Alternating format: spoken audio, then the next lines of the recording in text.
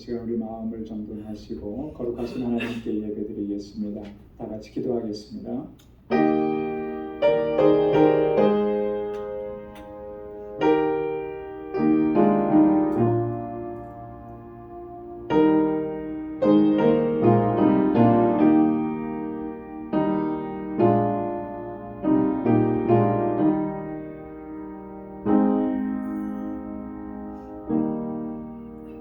내 영혼아 여호와를 송축하며 그 모든 은택을 잊지 말지어다. 저가 내 모든 죄악을 사하시며 내 모든 병을 고치시며 내 생명을 파멸해서 구속하시고 인자와 긍휼로 관을 씌우시며 좋은 것으로 내 소원을 만족해 하사 내 청춘으로 독수리같이 새롭게 하시는도다. 아멘. 자비하시고 은혜가 풍성하신 만군의 주 여호와 하나님 아버지, 오늘도 거룩하신 주님의 보좌 앞으로 저희들을 불러주시고 하나님을 찬양하고 경배하고 예배케 하시니 감사합니다.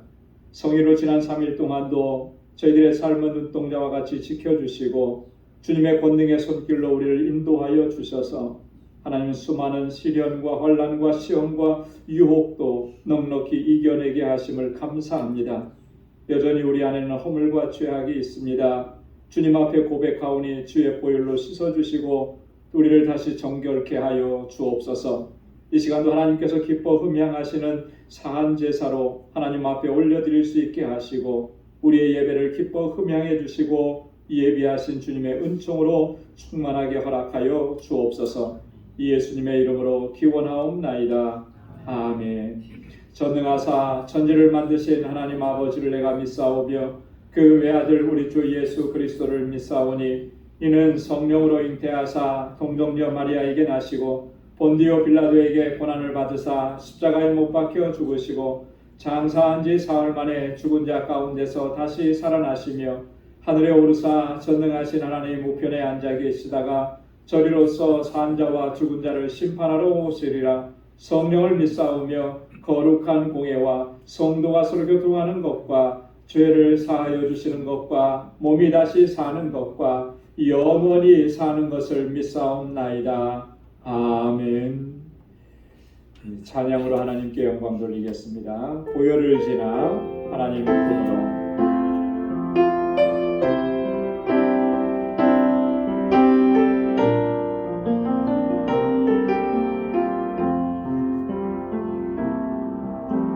보혈을 지나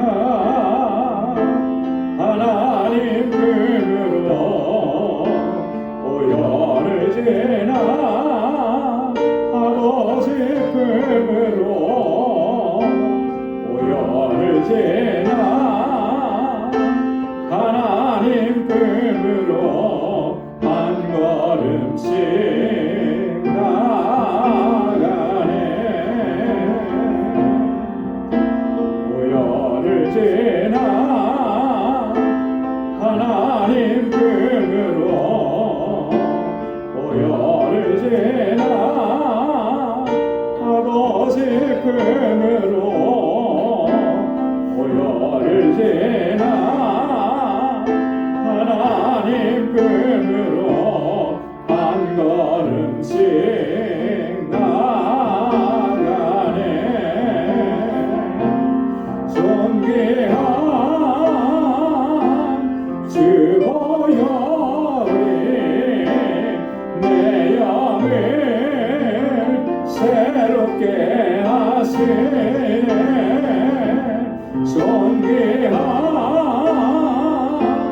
주 보혈이 내 영을 새롭게 하네.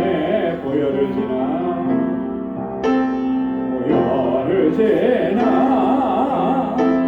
하나님 품으로 보혈을 지나 아버지 품으로 보혈을 지나 하나님 품으로 한 걸음씩 나가네. 존귀한 주 보혈이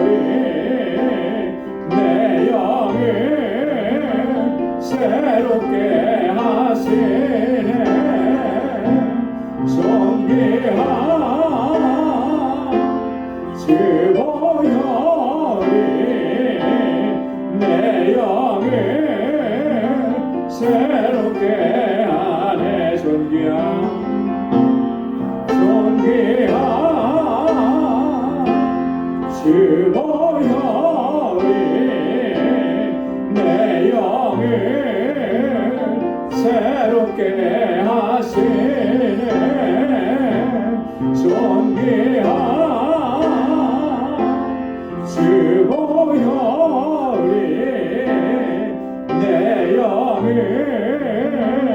새롭게 하네. 아멘. 나의 힘이 되신 여호와, 내가 주를 사랑합니다.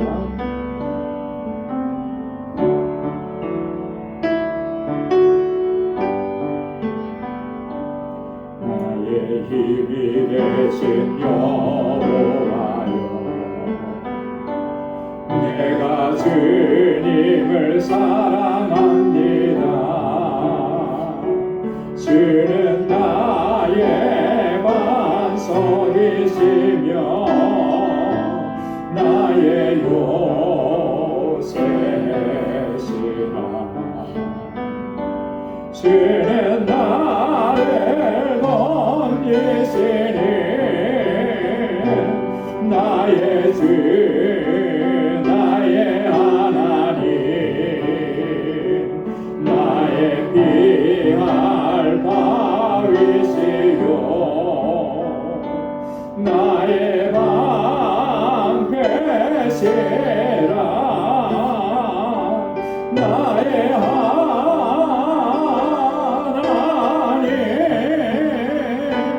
나의 하나님,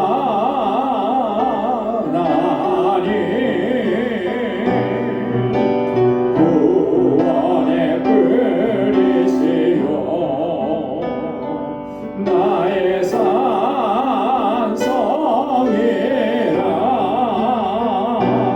나의 생명이시오 나의 하나님,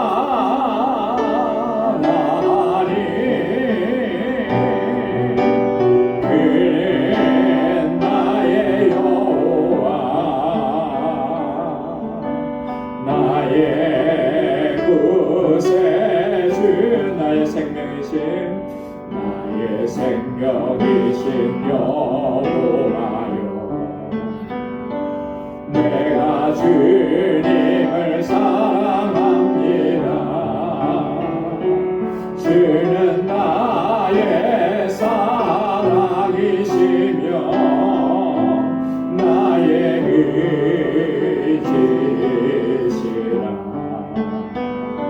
주는 나를 이끄시어 주의 길 인도하시며 나의 생의 목자 되시니 내가 따르리라.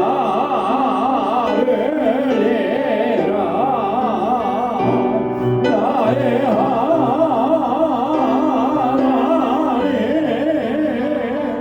나의 하나님,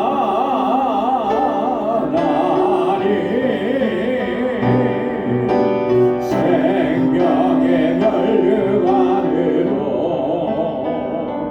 내게 세우소서.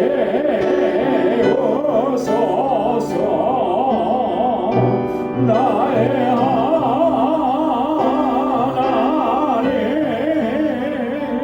나의 하나님,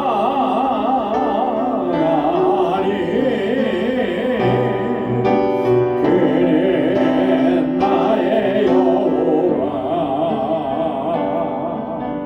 나의 구세주, 나의 하나님,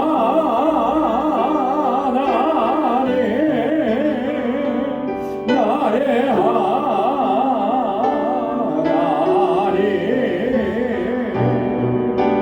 그는 나의 여호와, 나의 구세주. 아멘. 나의 힘이 되신 하나님께서 우리를 지켜주시는 줄 믿습니다.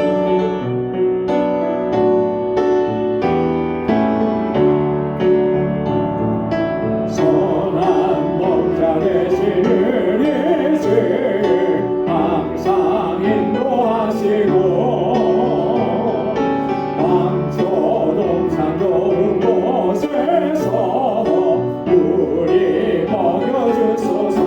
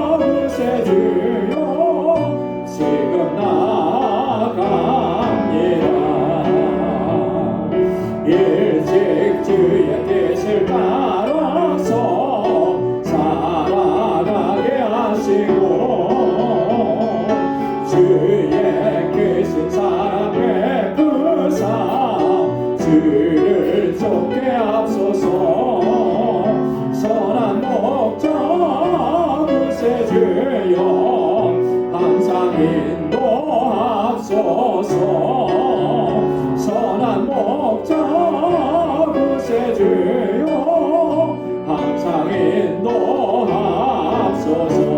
사절요 일찍 주의 뜻을 따라서 살아가게 하시고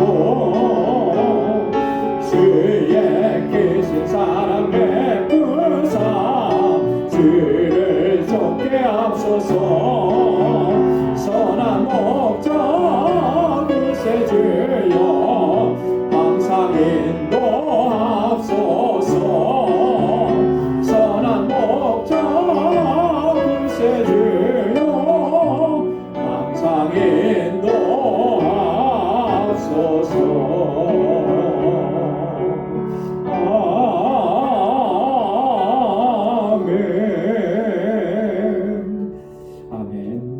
다 같이 통성으로 함께 기도하겠습니다.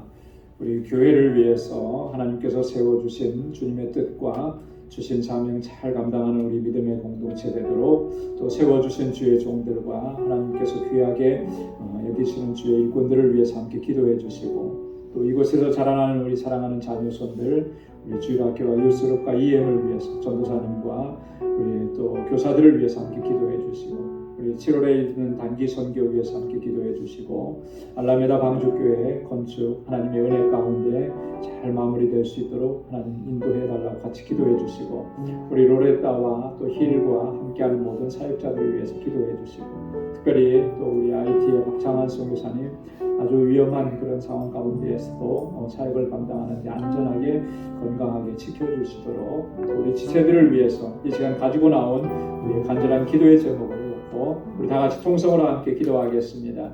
거룩하신 아버지 하나님 참 감사합니다. 저희들을 사랑하시고 날마다 은혜 베풀어 주시고 주님의 주시는 권능 안에서 아버지 매일매일의 삶을 주의 주시는 승리를 경험하시도록 인도해 주시면 감사합니다. 오 하나님 아버지 우리의 연약함과 우리의 아버지의 부족함을 아시는 주님의 그 권능의 발로 우리를 붙잡아 주시고 아버지 하나님 늘 거룩한 하나님의 백성으로 살아가게 부족함이 없도록 우리 주 성령께서 항상 우리의 걸음을 인도하여 주옵소서. 우리의 마음과 우리의 생각과 우리의 중심을 온전히 하나님께로만 향할 수 있도록 인도하여 주옵소서. 세상을 바라보지 않게 하시고 세상의 평강을 구하지 않게 하시고 오직 주님 안에서 편안함을 구하게 하시고 주님의 뜻을 이루어가시는 믿음의 용사들로 저희들을 세워 주옵소서. 우리 방주교회를 세우시고 아버지 하나님 놀라우신 역사를 이루시며 날마다 은혜 베푸시고 여기까지 인도해 주시면 감사합니다. 아버지 하나님의 뜻하신 일들을 온전히 이루어가는 그런 믿음의 공동체가 되도록 도와주옵소서. 아버지 구원의 방주로 우뚝 서서 하나님 주께서 택하신 영혼들 아버지 주께서 특정하신 그 백성들을 하나님 앞으로 인도하는 이 사명을 잘 감당하게 하시고 우리 온 성도들의 마음과 뜻을 같이하여 주님을 섬기게 하시며 우리의 지체들을 섬기는 사랑의 공동체가 되도록 도와주옵소서. 아버지께서 기름 부어 세우신 하나님의 귀한 종들에게 능력과 권능을 더하여 주옵소서. 우리의 마음을 다하고 힘을 다하고 충성을 다하는 신실한 종들이 되게 하옵소서. 아버지 하나님 그리하여 주님 앞에 섰을 때 착하고 충성된 종이라고 하는 주님의 칭찬을 받기에 부족함이 없도록 인도하여 주옵소서. 아버지 하나님 저들의 믿음으로 아버지 하나님 이 재단을 섬기게 하시고 우리의 지체들을 섬겨나가는 귀한 종들이 되게 하여 주옵소서. 이 공동체가 진정한 사랑의 공동체가 되게 하소서. 주님께로부터 받은 그 사랑으로 아버지 하나님 아낌없이 베풀고 섬기고 사랑하고 아버지 위해서 기도하는 그런 귀한 공동체가 되게 하소서. 상처 입은 영혼들이 이곳에 나와서는 아버지 하나님 치유함을 받고 새 힘을 얻고 아버지 새로운 용기와 힘을 얻는 그런 놀라운 역사가 있게 하여 주시옵소서. 아버지 하나님 이곳에서 자라나는 우리 사랑하는 자녀손들 아버지 주일학교와 예수님과 EM을 하나님 기억하시고 아버지 눈동자와 같이 저들을 지켜주옵소서. 정말 아버지 이 세대에 하나님의 귀한 믿음의 아들과 딸들이 되게 하시고 하나님의 귀한 일꾼들이 다 될 수 있도록 도와주옵소서. 저들을 위해서 수고하고 애쓰는 우리 교사들과 전도사님 늘 강건하게 붙잡아 주시고 은혜로 함께하여 주옵소서. 유스룹과 EM의 아버지 하나님 날로 구원하게 하시고 아버지 하나님 정말 주님께서 명하신 그들을 잘 감당하는 주의 종들이 아버지 다 될 수 있도록 하나님 은혜 베풀어 주옵소서. 우리 알라메다 방주교회를 든든하게 지켜주시고 아버지 건축하는 이 모든 일들이 하나님의 가운데 잘 진행되고 마무리될 수 있도록 도와주옵시고 아버지 하나님 일과 로레타 아버지 모든 사역자들에게 능력과 권능을 덧입혀 주옵소서. 7월에 있는 우리 단기 선교회에서 아버지 하나님 온 교회가 마음과 뜻을 같이 합니다. 아버지 하나님 준비하는 모든 일들이 어려움이 없게 하시고 아버지 6월 8일에 있을 아버지 하나님 주옵소서. 아버지 하나님, 주님께서 우리 쓰는 아름다운 열매로 가득하도록 인도하여 주옵소서.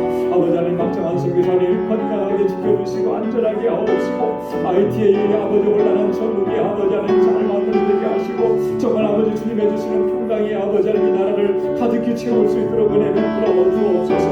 하나님, 우리 사랑하는 방주 원석들의 삶을 항상 눈동자와 같이 지켜주셔서 저들이 언제나 믿음으로 행할 수 있게 하옵소서. 저들의 공고한 상편을 아버지께서 하시오니 주님 아버지 만져주시고 아버지 치료하여 주시고 위로하여 주시고 세임을 허락하여 주시고 날마다 주님 안에서 소망을 갖고 살아가고 믿음 안에서 살게 하시고 아버지 늘 깨어서 기도하게 하시고 주님과 동행하는 삶을 살아가도록 인도하여 주옵소서. 오늘도 주님 앞에 나와서 간절하게 우리 마음의 소원을 알고 간구하고 기도하는 주의 종들의 기도가 우리 하나님의 선하신 응답을 허락하여 주옵시고 오늘도 주님의 무슨 말씀으로 우리를 새롭게 하여 주옵시고 주님 앞에 결단하는 아름다운 시간 되도록 인도하여 주옵소서. 주님 함께 하실 줄로 믿습니다. 감사하며 예수님의 이름으로 간절히 기도드리옵나이다. 아멘. 아멘. 오늘 이 시간 묵상할 하나님의 말씀은 에베소서 제1장 7절에서 14절까지 말씀입니다. 에베소서 제1장 7절에서 14절까지 한 절씩 교독하겠습니다. 우리가 그리스도 안에서 그의 은혜의 풍성함을 따라 그의 피로 말미암아 구속고 죄사함을 받았으니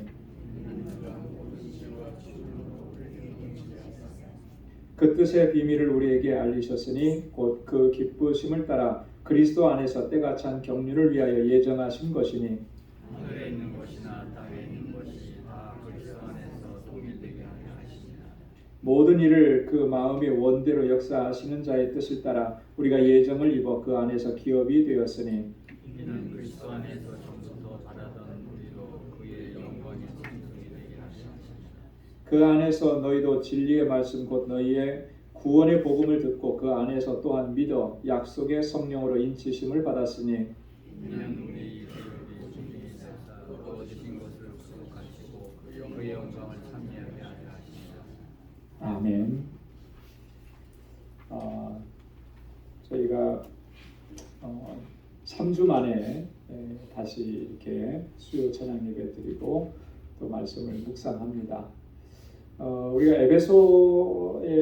에베소서의 말씀을 지금 계속해서 1장에 있는 말씀을 계속 조금은 반복해서 묵상을 하는데요. 그 1장에 있는 요 1절부터 14절까지 있는 이 말씀이 굉장히 중요합니다. 왜냐하면 하나님께서 우리를 구원하시기 위해서 어떻게 섭리하시고 또 어떻게 역사하셨는지 그리고 구원받은 우리가 어떻게 해야 하는 것인지 왜 하나님께서 우리를 구원해 주셨는지 그 구원의 목적 이런 것들을 이제 자세하게 담고 있기 때문에 그렇습니다.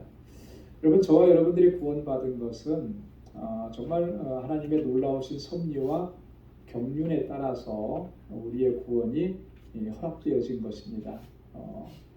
이게 결코 단순하지 않고 간단하지 않아요. 정말 오묘한. 그래서 하나님께서는 우리의 구원을 언제부터 계획하셨다 그랬습니까? 창세전에 계획하셨다 그랬잖아요. 그죠? 이 창세전이라고 하는 이 시간적인 개념은 우리가 이해하기가 어렵습니다. 그죠? 우리가 태어나기 전에 일어났던 일들도 사실 우리가 잘 모르잖아요. 요즘에 과거의 역사들을 이제 재조명하는 그런 일들이 종종 있는데요. 근데 그 과거의 역사를 재조명한다는 게 보니까 아주 오래된 과거가 아니고 불과 20-30년 전의 일이더라고요.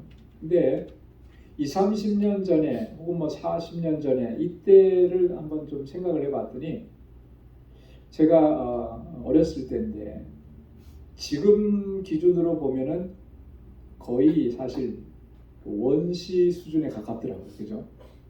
지금은 뭐든지 세계 곳곳에서 일어나는 일들을 금방금방 알 수 있는데 그때는 나라에서 뭐 엄청난 사건이 일어났는데도 전혀 모르고 있었던 거죠.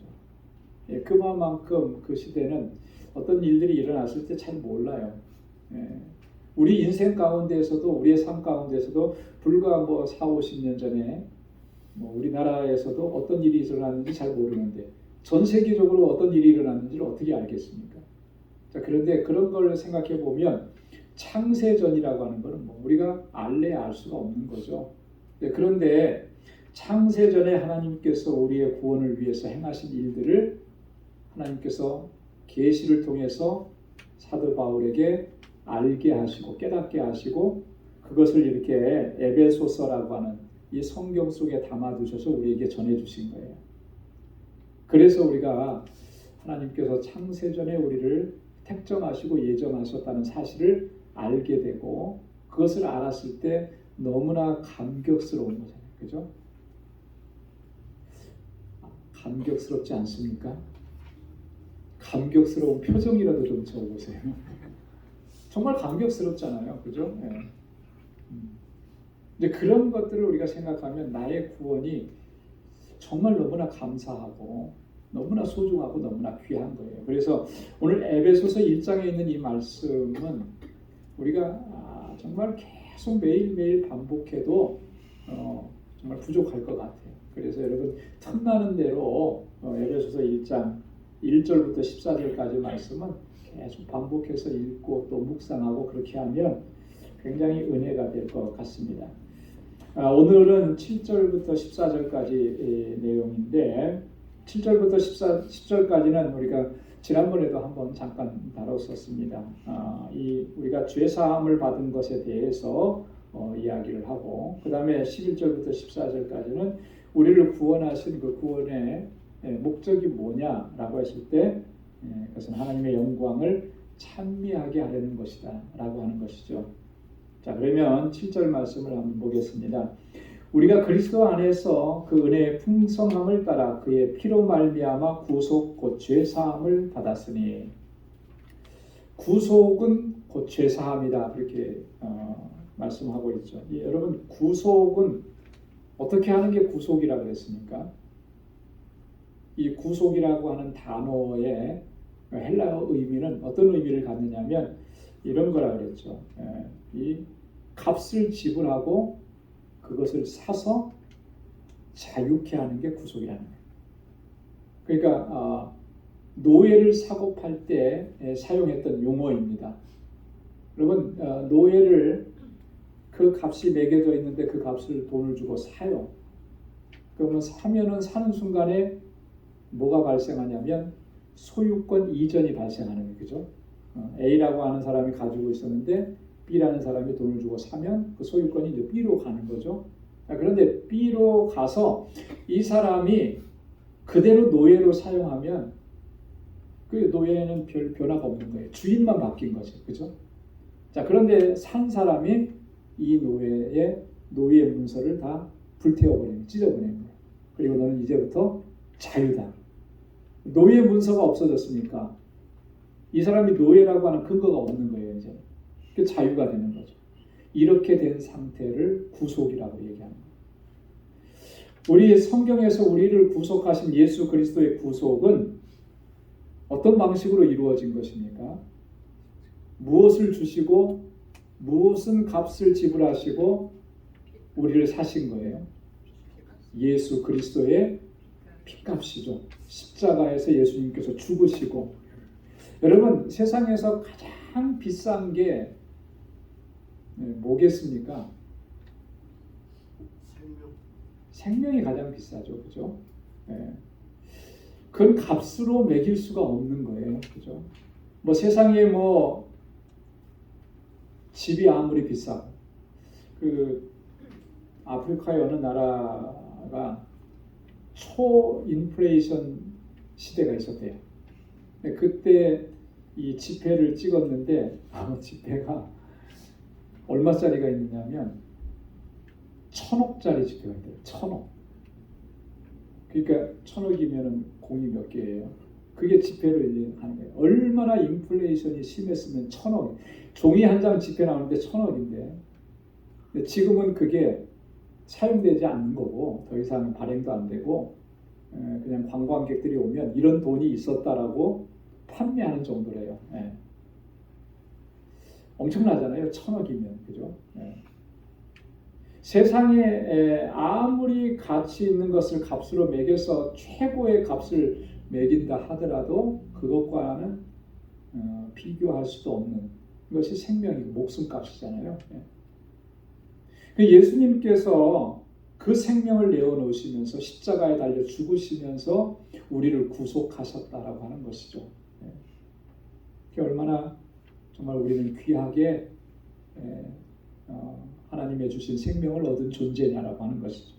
자, 그래서 이런 구속이 어떤 과정을 속에서 이루어졌느냐 하면 그리스도 안에서 그 은혜의 풍성함을 따라 그 피로 말미암아 우리의 구속이 이루어졌다. 근데 그 구속은 다른 말로 설명하면 죄사함이다라고 합니다. 죄사함이라고 하는 이 말은요, 죄에게 속해져 있었고 아까도 말씀을 드린 것처럼 죄에 속박되어 있었고 소유권이 다른 곳에 있었다라고 하는 것이죠. 거기서 우리를 주님의 피값으로 사셔서 자유하게 하셨다라고 하는 거예요. 그런데 그의 은혜의 풍성함을 따라서 이래서 은혜라고 하는 거죠. 그 은혜가 얼마나 풍성하면, 그죠? 여러분 정말 은혜가 풍성한 사람, 은혜가 넘치는 사람들은 보면은 정말 긍휼히 여기는 마음이 있고 또 아낌없이 자기 것을 다 내어주는 그런 사람들이 우리 주변에 종종 있습니다. 그죠? 그러면 그 사람을 통해서 이제 은혜를 많이 받게 되죠. 근데 그 풍성함이라고 하는 것이 하나님께서 우리를 구속하실 때 그때 베풀어 주신 은혜는 그것과 비교할 수 없이 정말 놀라운 그런 은혜, 그 풍성함이라고 하는 거예요. 그 풍성한 은혜로 말미암아 우리가 구속 곧 죄 사함을 얻었다라고 바울이 지금 선언을 하는 것입니다. 자, 그다음에 8절과 9절 말씀에 보면 이는 그가 모든 지혜와 총명으로 우리에게 넘치게 하사 그 뜻의 비밀을 우리에게 알리셨으니 곧 그 기쁘심을 따라 그리스도 안에서 때가 찬 경륜을 위하여 예정하신 것이니 그가 모든 지혜와 총명으로 우리에게 넘치게 하셨다. 우리를 이렇게 구속하신 것은 우리 안에서 지혜와 총명으로 넘쳐나게 하시기 위함이었다라고 하는 것이죠. 여러분 여기서 말하는 바울이 말하는 지혜라고 하는 말, 총명이라고 하는 말, 이게 뭐가 지혜이겠습니까? 성경에서 지혜를 얘기할 때는 무엇을 지혜라고 얘기할까요? 세상에서 살아가는데 어떤 필요한 삶의 지혜, 뭐 이런 걸 얘기할까요? 성경에서 가장 지혜로운 왕이라고 하면 솔로몬을 얘기하죠, 그죠? 그 솔로몬에게 주셨던 지혜의 특징은 뭐겠습니까? 물론 솔로몬이 지혜로워서 만물의 이치를 누구보다도 잘 깨달았어요, 그죠? 그래서 요즘 식으로 말하면 뭐 동물학, 생물학, 우주학 이런 것까지도 다 섭렵할 정도로, 그래서 동서고금을 막론하고 솔로몬만큼 지혜로운 사람이 없을 정도로 하나님께서 그런 지혜를 주셨는데 그게 사실 지혜의 본질은 아니에요. 세상의 이치를 알고 뭐 남들이 모르는 것을 내가 알고, 이게 성경이 말하는 본질적인 지혜는 아닙니다. 그럼 성경이 말하는 본질적인 지혜는 뭐겠습니까? 뭘 아는 거겠어요? 하나님을 알아가는 거죠. 하나님을 깊이 알아가는 게 그게 참 지혜인 것입니다. 아무리 세상에서 똑똑하고 뭐 많이 배우고 많이 알고 해도 그가 하나님을 모른다면 그는 가장 어리석은 사람인 거예요. 그렇죠? 세상의 모든 원리를 다 알아도 하나님을 모르면 그 마지막이 어떻게 되겠습니까? 결국은 하나님의 심판 앞에 설 수밖에 없는 거잖아요. 여기서 말하는 이 지혜라고 하는 것은 하나님의 경륜과 하나님의 뜻과 하나님의 섭리, 하나님이 어떤 분이신지를 알게 하시는, 깨달아 알게 하시는 그 지혜, 그 총명이라고 하는 것입니다. 우리에게 넘치게 하셔서 그 뜻의 비밀을 우리에게 알려주셨다. 무슨 뜻의 비밀입니까? 하나님의 뜻의 비밀이에요.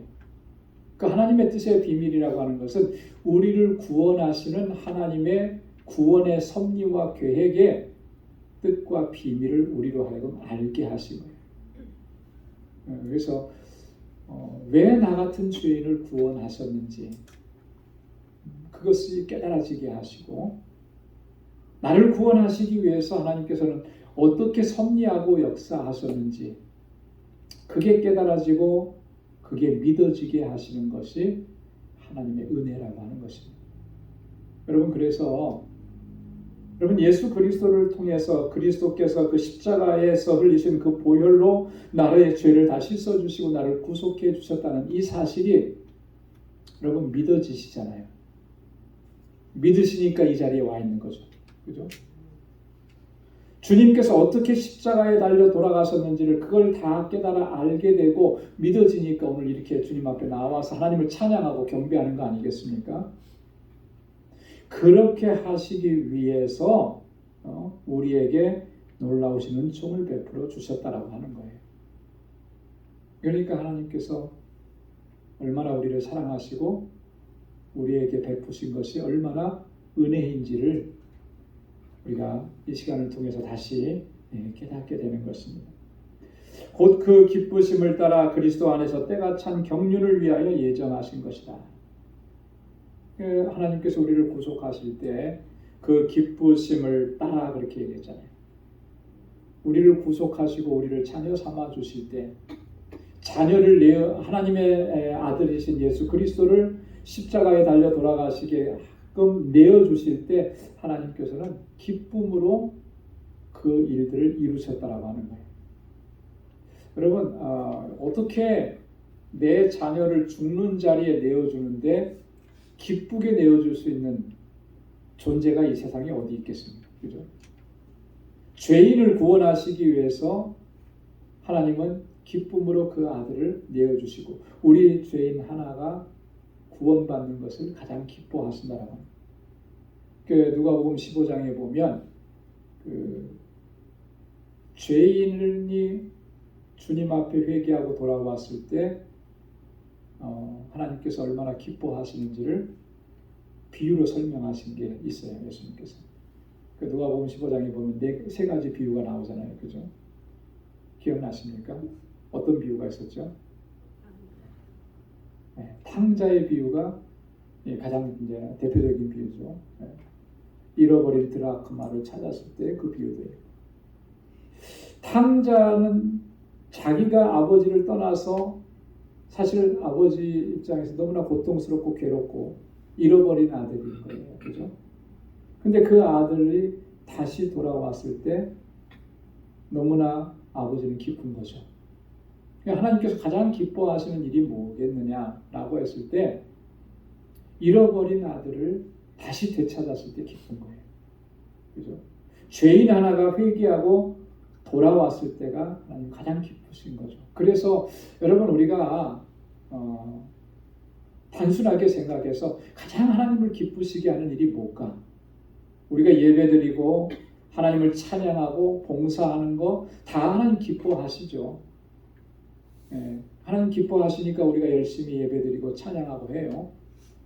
근데 그 모든 것보다 더 기뻐하시는 일은 뭐냐면 이 자리에 하나님께서 택하신 그 영혼이 주님 앞에 나와서 생명을 얻은 것에 기뻐서 찬양하고 하나님 예배하는 그 일을 가장 기뻐하신다라고. 그래서 오늘 우리가 주님 오시는 그날까지 정말 힘있게 감당하고 최선을 다해서 감당해야 하는 일은 그 하나님의 택하신 영혼들이 주님 앞에 나오는 그 일을 위해서 우리가 최선을 다해서 감당해야 할 줄로 믿습니다. 때가 찬 경륜을 위하여 예정하신 것이다. 그리스도 안에서 이 모든 것들은 하나님의 경륜 속에서 예정되어진 것이다 라고 했어요.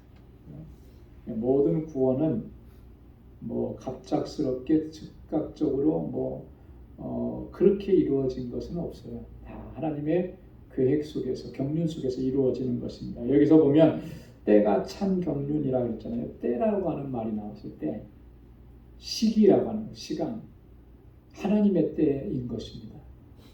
그래서 이 하나님의 때, 하나님의 시간을 헬라어로 뭐라 그러죠? 카이로스라고 그러죠. 카이로스. 물리적인 시간은 뭐라 그래요? 우리가 그냥 지금 몇 시, 지금 시간이 얼마, 이거는 뭐라 그러냐면 크로노스라고 해요. 크로노스. 크로노스는 그냥 우리 모두가 다 알고 있는 그런 시간들이에요. 근데 카이로스는 특별한 시간입니다. 특별한 시간.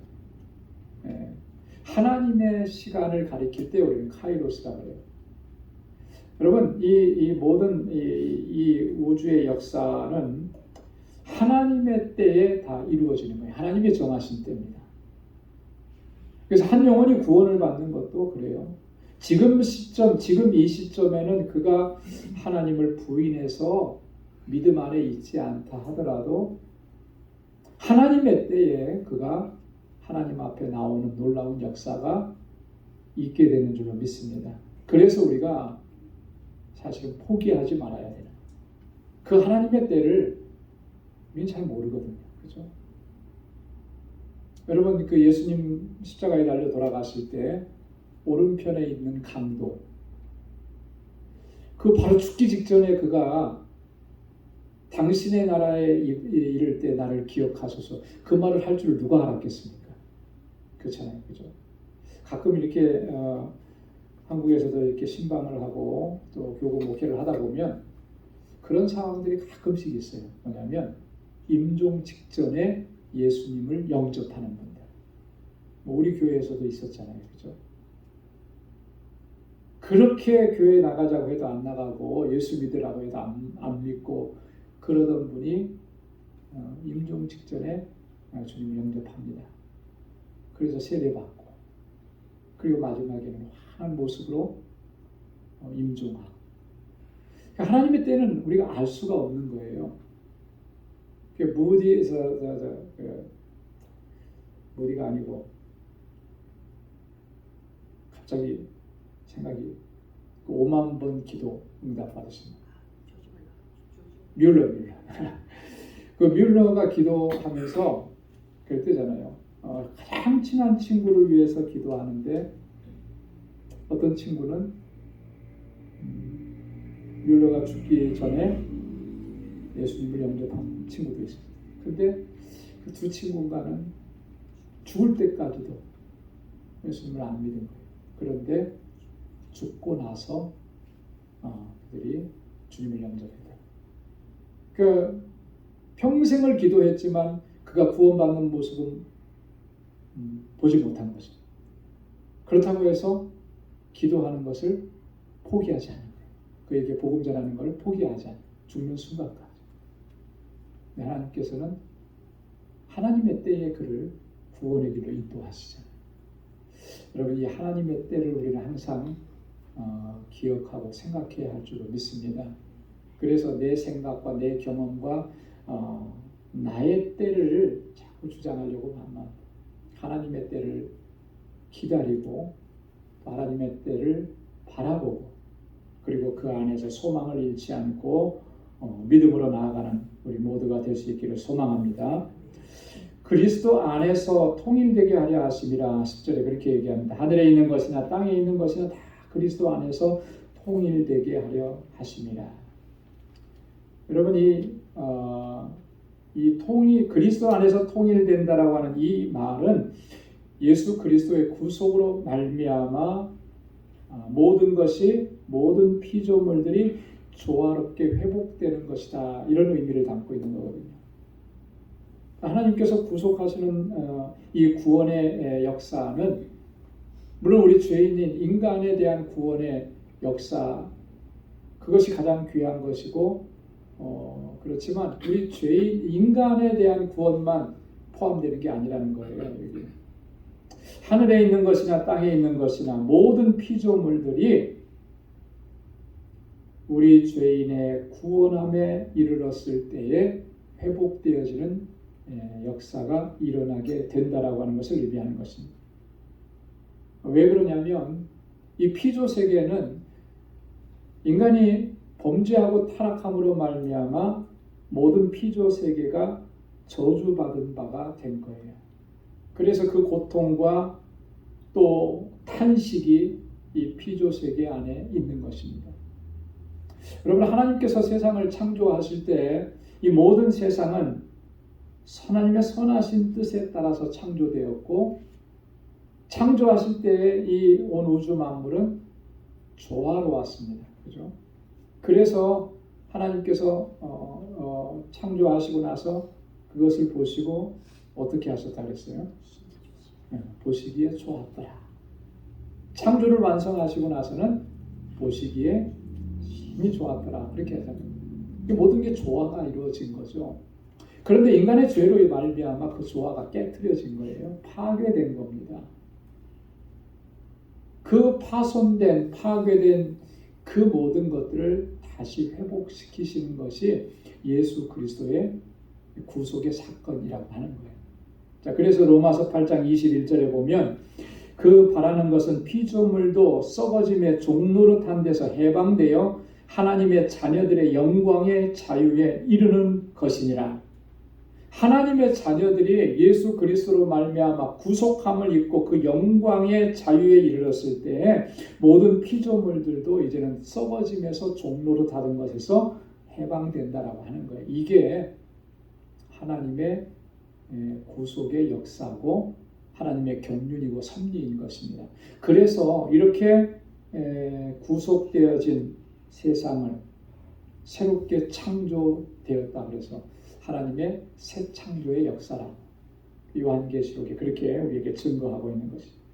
여러분, 그렇기 때문에 예수 그리스도로 말미암아 구속하신 이 구속의 사건은 참 놀라운 거예요. 우리의 인간의 죄인된 죄악된 이 세상만 회복시키시는 것이 아니라 하나님의 모든 창조 세계를 회복하시는 것이죠. 그런 하나님의 놀라우신 섭리가 우리 가운데서 또 우리를 통해서 또 하나님께서 역사하시고 이루어 가시는 줄로 믿습니다.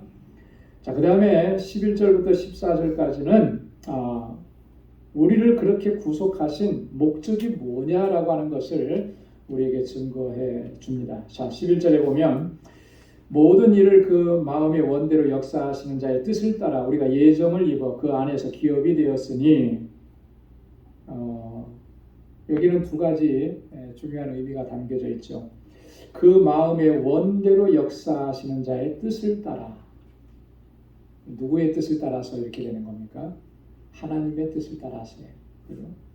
하나님의 마음의 원대로 모든 것을 역사하시고 그분의 뜻을 따라서 이루신다라고 하는, 우리의 예정이라고 하는 것이 하나님의 뜻을 따라서 이루어졌다라고 하는 것입니다.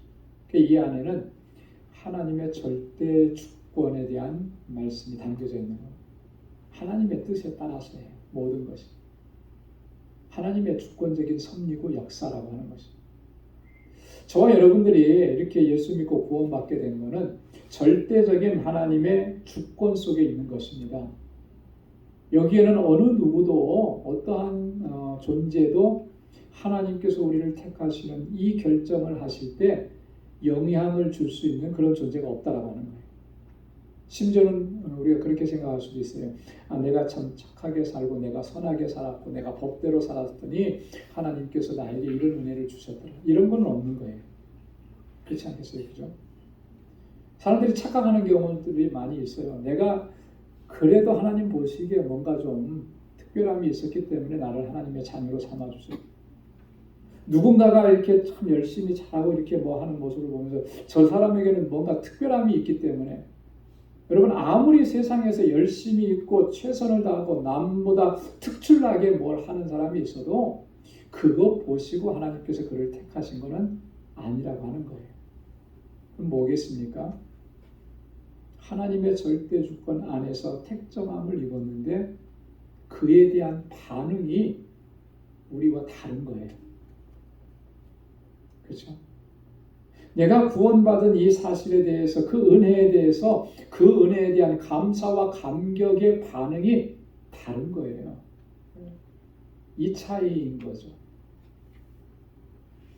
구원의 은혜에 대해서 우리는 감사하기는 한데 하나님 앞에 내 모든 것을 들여서 헌신하고 순종하고 따라가고 하는 그것에서 우리가 차이가 나는 거예요. 그런 차이인 것이지 그를 구원하시는 하나님의 구원의 섭리는 절대적이라고 하는 거예요. 그것을 이야기하는 것입니다. 하나님의 그 절대 주권에 하나님의 뜻을 따라서 우리가 예정함을 입었고 그 안에서 우리가 기업이 되었다 그랬습니다. 기업. 하나님의 기업이 되었다라고 하는 거죠. 구약 시대에는 기업을 얻을 때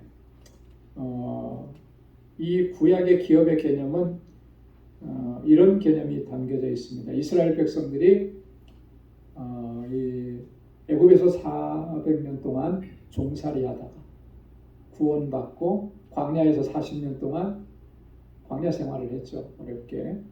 그리고 나서 가나안 땅에 들어갑니다. 여러분 가나안 땅에 들어갔을 때 각 지파별로 땅을 분배해 주는데 어떤 방식으로 분배를 해줬나요? 기억나십니까? 땅 분배할 때 제비뽑기를 했어요. 제비뽑기. 네. 땅에 이제 구역을 이렇게 설정 정해놓고 그 다음에 각 지파별로 제비를 뽑아서 본인들의 그 지파가 거주할 땅을 차지하도록 정해놓은 땅을 이제 가서 정복을 하는 거예요. 네, 그런 방식으로 이렇게 땅을 분배했습니다. 그래서 기업을 얻는다라고 하는 구약적 개념은 그런 개념이 담겨져 있는 거예요. 그런데 신약적 개념에서 기업이라고 하면 어떤 것을 기업이라고 하겠습니까? 구약 시대는 땅을 얻는 개념이잖아요, 그죠? 그러면 신약 시대는 이 기업은 저와 여러분들에게 주신 기업은 뭐가 기업입니까? 여러분들의 가정이 기업입니까? 여러분들의 자녀들이 기업입니까? 물론 그렇게 표현도 하긴 하는데 그게 우리에게 주신 본질적인 기업은 아니에요. 우리에게 주신 본질적인 기업은 뭐예요? 영원하신 하나님의 나라가 우리의 기업인 거예요. 그래서 우리는 이 땅의 것에 뭘 얻고 이 땅의 것으로 뭘 채우고 그래서 그것이 만족하고 행복한 것이 아니라 본질적인 만족과 행복이 있는 거죠. 하나님께서 썩지 않고 변하지 않고 영원한 기업을 우리에게 허락해 주신 것. 그 기업은 하늘에 있는 거예요. 그래서 하늘에 있기 때문에 영원한 것이고 그것을 우리가 누리고 있다라고 하는 것에 우리는 감사한 것이고요. 그 감사와 기쁨을 회복할 때 이 땅에 있는 것들로 인해서 우리가 그것 때문에 속상하고 그것 때문에 위축되고 그것 때문에 마음이 아프고 이런 일들은 없게 되는 것이죠. 그걸 이겨낼 수가 있는 그 영원한 기업을 우리에게 주신 하나님의 은혜에 감사하면서 늘 영광 돌리는 삶을 살아갈 수 있기를 소망합니다. 자, 그래서 12절에 보니까 이는 그리스도 안에서 전부터 바라던 우리로 그 영광의 찬송이 되게 하려 하심이라. 우리에게 그런 기업을 주셨는데 그 기업을 주신 목적이 뭐냐 하면은 그 영광의 찬송이 되게 하려 하심이라. 하나님의 영광을 위해서 하나님을 찬송하고 하나님의 이름을 높이는 이 일을 위해서 우리에게 그런 기업을 허락해 주셨다라고 하는 겁니다. 자, 그래서 이 말씀은 6절에도 이미 한번 바울이 언급을 했었어요. 6절의 말씀에 보면 이는 그의 사랑하시는 자 안에서 우리에게 거저 주시는 바 그의 은혜의 영광을 찬미하게 하려는 것이다. 여러분 우리에게 거저 은혜를 베풀어 주셨고 우리를 구원의 자리에 이르게 하신 이 모든 그 은혜는 결국 그 은혜를 허락해 주신 하나님의 그 놀라우신 섭리와 역사를 찬양하고 하나님께 영광 돌리게 하기 위함이라고 하는 것입니다. 그래서 14절에도 보면 이는 우리 기업의 보증이 되사 그 얻으신 것을 구속하시고 그의 영광을 찬미하게 하려 하심이라. 여러분 하나님께서 우리에게 행하신 일들은 너무나 놀랍잖아요. 그렇죠? 그래서 하나님께서 행하신 일들을 우리 날마다 선포하고 찬양하고 증거하고 그렇게 하나님께 영광 돌리는 삶을 살아가야 할 줄로 믿습니다. 우리를 구원하신 목적이 바로 거기에 있기 때문에 그런 거예요. 그래서 언제나 누구를 만나든지 어디에 있든지 어떤 상황 가운데 있든지 하나님께서 내게 행하신 일들을 전하고 선포하고 증거해야 하는 것이죠.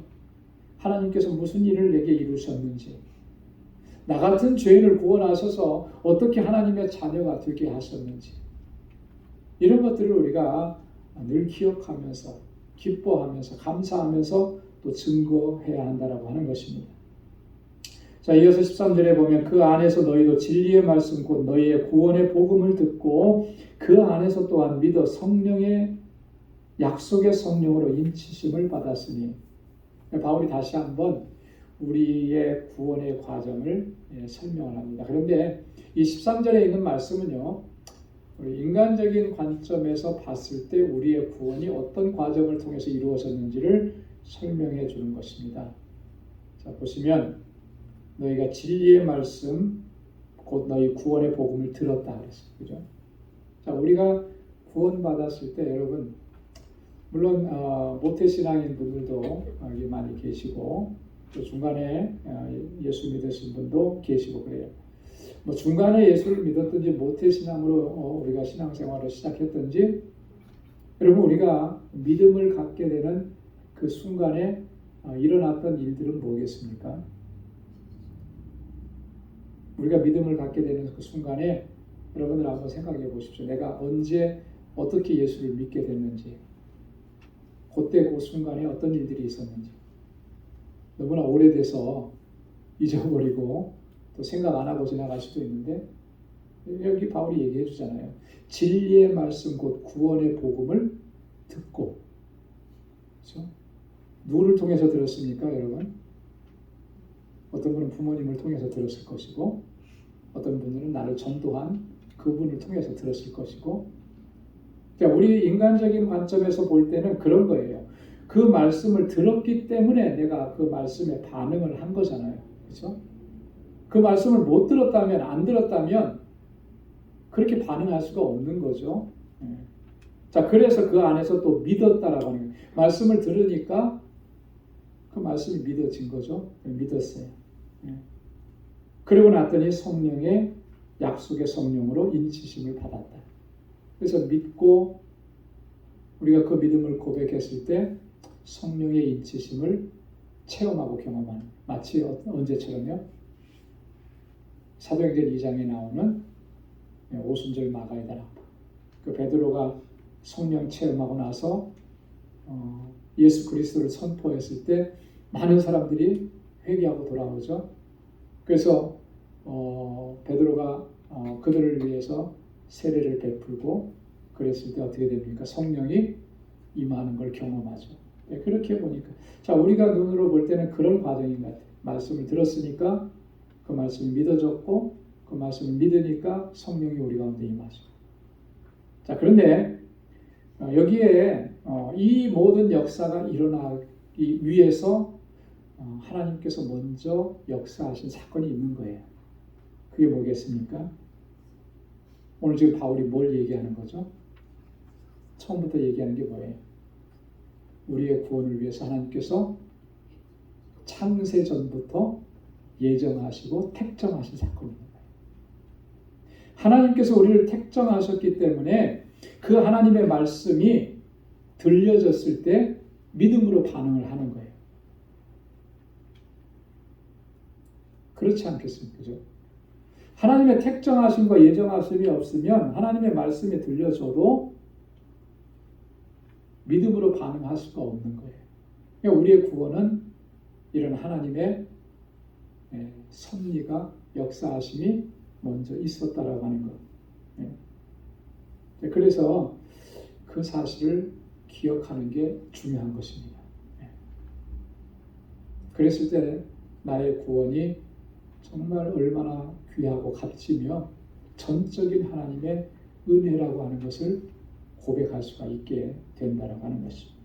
자, 그렇게 하나님께서 우리를 구원해 주신 것은 아까도 읽었지만 14절에 이는 우리의 기업의 보증이 되사 그 얻으신 것을 구속하시고 그 영광을 찬미하게 하려 하심이라. 여러분, 하나님의 이 놀라우신 섭리와 역사하심을 늘 찬양하고 감사하고 하나님께서 행하신 그 일들을 선포하고 증거하면서 그렇게 영광 돌리는 삶을 살아가는 것, 그게 구원받은 하나님의 백성들의 사명인 것입니다. 마태복음 5장 16절에 보면 주님께서 그런 말씀을 하셨습니다. 빛과 소금에 대한 말씀, 비유의 말씀에서 이같이 너희 빛을 사람 앞에 비치게 하여 저희로 너희 착한 행실을 보고 하늘에 계신 너희 아버지께 영광을 돌리게 하라. 빛의 자녀들처럼 행하고 우리를 향해서 주님께서 너희는 빛이고 세상의 소금이라 그러셨는데 그 삶을 살아감으로 인해서 하나님께서 택하신 백성들이 주님 앞으로 돌아오게 되는 놀라운 역사가 있다는 거예요. 그래서 그들이 하나님 앞에 영광을 돌리게 된다라고 하는 것이죠. 여러분, 우리 구원받은 하나님의 백성들이 이 세상에서 살면서 하나님께 영광을 돌리는 일들은 가장 첫 번째가 바로 이 일들이라고 하는 거예요. 여러분, 우리는 사실 이런저런 것들로 자랑하고 그러고 싶은 것들이 참 많죠. 그러나 정말 하나님께 영광 돌릴 수 있는 가장 첫 번째는 아까도 말씀드렸던 것처럼 그 영혼 한 영혼이 주님 앞으로 돌아와서 구원받고 새 생명을 얻고 그도 우리와 함께 하나님을 찬양하고 하나님께 영광 돌리게 하는 그 일들이라고 하는 거죠. 우리의 평생에 이 사명을 가슴에 품고 때를 얻든지 못 얻든지 이 말씀을 증거하고 주님의 사랑을 전하고 그렇게 하나님의 뜻을 이루어갈 수 있는 우리 모두가 될 수 있기를 소망합니다. 그때 하나님께서 영광을 받으시는 거죠. 또 저와 여러분들의 삶을 통해서 하나님께서 더 놀라우신 역사를 이루어가게 되실 줄로 믿습니다. 그래서 하나님 앞에 늘 영광 돌리는 그런 복된 삶을 살아갈 수 있는 우리 모두가 될 수 있기를 주님의 이름으로 축원합니다. 기도하겠습니다. 거룩하신 아버지 하나님, 감사합니다. 저희들을 이렇게 하나님의 거룩한 백성 주님의 자녀로 삼아주시기 위해서 하나님께서 얼마나 정말 세밀하게 주권적으로 역사하셨는지를 다시 한번 기억할 수 있도록 은혜 주셔서 감사합니다. 창세전에 우리를 택정하시고 예정하시고 하나님의 구원 계획과 섭리 안에서 독생자 예수 그리스도를 우리 가운데 보내어 주셔서 우리 주님 나를 대신해서 십자가에 달려 돌아가시고 십자가에서 흘리신 그 보혈로 우리를 깨끗하게 씻어주시고 우리 안에 믿음을 갖게 해주시고 예수 그리스도를 영접하게 하시고 날마다 구원의 기쁨과 감격 속에서 살아갈 수 있도록 은혜 주심을 감사합니다. 이 얼마나 놀랍고 너무나 귀하고 복된 은혜인지요. 이제는 아버지 하나님, 주님의 영광을 위해서, 주님 기뻐하시는 일을 위해서 우리의 모든 것을 드리고 그렇게 하나님의 뜻대로 순종하며 살아가는 우리 모두가 되게 하여 주옵소서. 우리 방주교회를 세워주신 그 하나님의 뜻은 이 방주의 제단이 구원의 방주가 되게 하시는 하나님의 섭리와 뜻이 있는 줄 믿습니다.